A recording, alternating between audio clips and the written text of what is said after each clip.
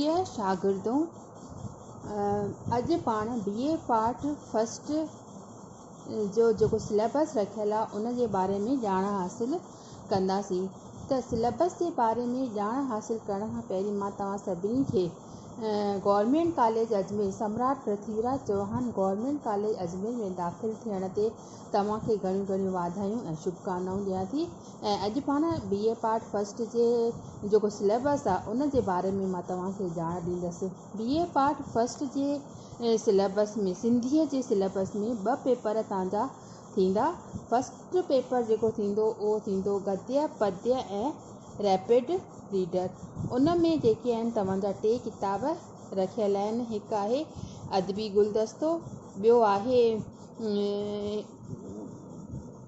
ॿियो जेको हिन में जेका आहे उहा आहे रैपिड रीडर, ऐं टियों जेको आहे हिन में जेको आहे पोइट्री थींदी उहा अदबी गुलदस्ते में ई समायल आहे। त इन में जेके आहिनि पेपर आहिनि उहे आहिनि 2। उन में तव्हांजा 2 नमूननि सां क्वेश्चन पुछा हूंदा। हिन में आहिनि 5 इकाइयूं थींदियूं पहिरें पेपर में।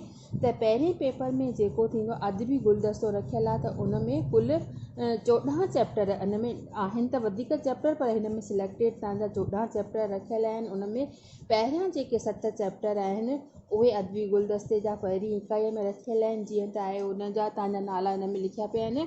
वक़्त जो मुल, दीन या धर्म, दस्तावेज़, विवेक, सिंधी ॿोलीअ जो बुनियाद ऐं पत्थर जो दुश्मन। ऐं इन मां जेके आहिनि तव्हांजा 3 नमूननि जा क्वेश्चन पुछा वेंदा।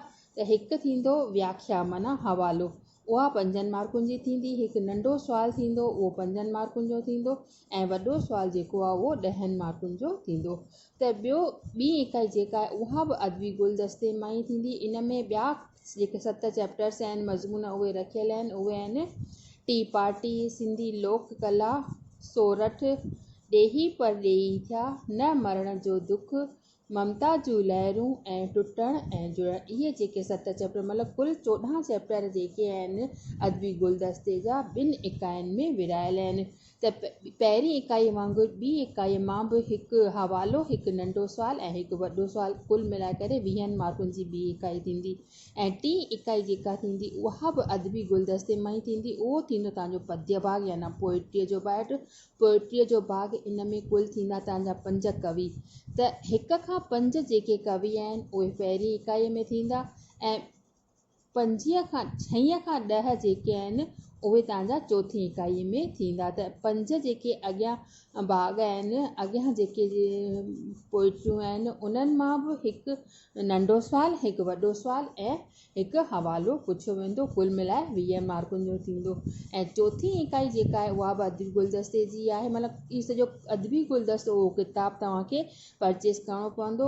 इहो जेको आहे इन किताब मां ई तव्हांजूं 4 इकाइयूं कंप्लीट थींदियूं। पहिरियूं 2 इकाइयूं जेके आहिनि उहे गद्य भाग जूं, पोयूं 3 ऐं चौथी इकाई जेका आहे अदबी गुलदस्ते मां उहा पद्य भाग जी थींदी। त इन मां बि हिकु नंढो सुवालु, हिकु वॾो सुवालु ऐं हिकु निबंधात्मक प्रश्न तव्हांखां पुछियो वेंदो। ऐं 5 इकाई जेका आहे उहा थींदी तव्हांजी उनजी रैपिड रीडर जी, अबो नावल जी। इन मां तव्हांखां हिकु डिटेल क्वेश्चन पुछियो वेंदो। उहो थींदो तव्हांजो 20 मार्कुनि जो। अहिड़ीअ तरह सां इहो कुल मिलाए करे 100 मार्कुनि जो पेपर थींदो, जंहिंमें तव्हांजूं कुल 100 मार्कूं थींदियूं। ऐं इहो फस्ट पेपर थियो 100 मार्कुनि जो। ॿियो पेपर जेको थींदो उहो थींदो तव्हांजो प्रतिनिधि कवि। ऐं ॿियो जेको थींदो आहे हिन में मज़मून पुछियो वेंदो तव्हांखां, ऐं हिकु आधुनिक लेखक खां संक्षिप्त साहित्य योगदान, अपठित गद्यांश, निबंध ऐं अनुवाद पत्र ऐं लेखन।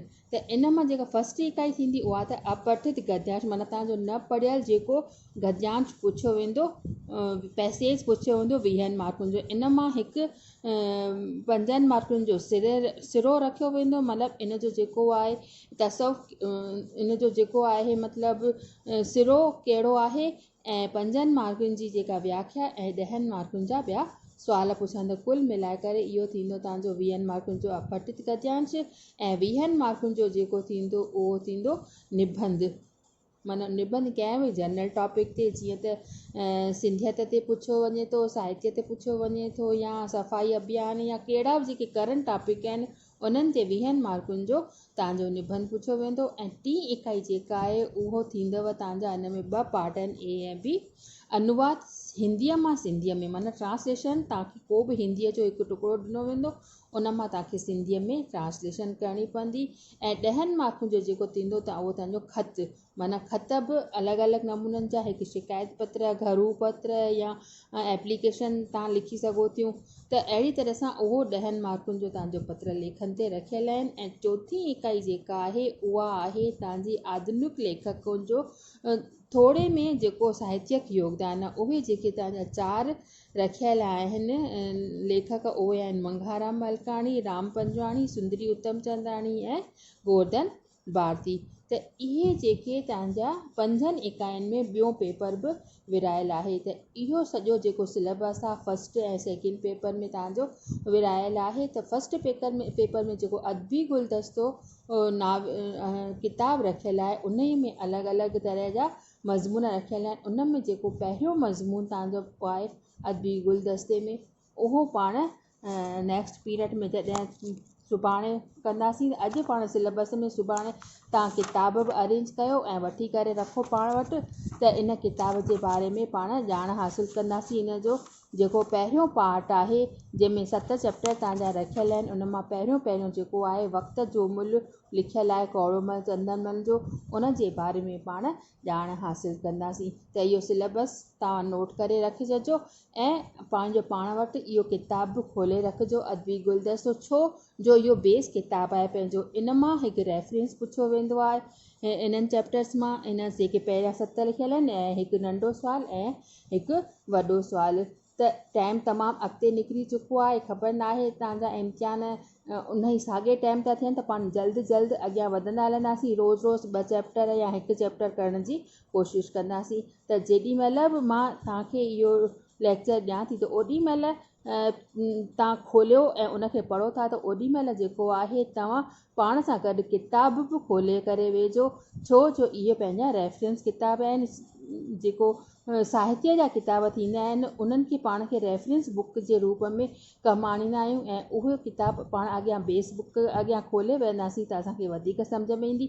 ऐं इन खां अगरि तव्हांखे कुझु न बि सम्झ में अचे थो, त हथो हथु ॿिए ॾींहुं जेॾी महिल तव्हां खोले करे वियो, त मूंखे तव्हां केॾी महिल बि फ़ोन करे सघो था, केॾी महिल बि तव्हां को बि तव्हांजी जेका उलझन आहे उहो पुछी सघो था, मां तव्हांखे ॿुधाईंदसि हर वक़्तु। त तव्हां ध्यानु ॾेई करे पढ़ाई करणु शुरू कयो, छो जो ॾियारी अची वई आहे। ॾियारीअ खां पोइ जल्द बि तव्हांजा मार्च या अप्रैल में वरी एग्ज़ाम थींदा, त इन सां गॾोगॾु तव्हांखे कोशिशि करणी पवंदी पढ़ण जी।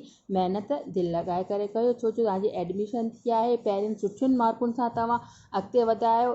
लास्ट जेका कट ऑफ परसेंटेज थी आहे उहा 70 खां बि शायदि मथे थी आहे, त उहा साॻी परसेंटेज बरक़रार रखण लाइ मां तव्हांखे शुभकामनाऊं ॾियां थी। तव्हां गॾु महिनत कयो ऐं अॻिते वधो, बसि मुंहिंजी इहे तव्हांखे शुभकामनाऊं।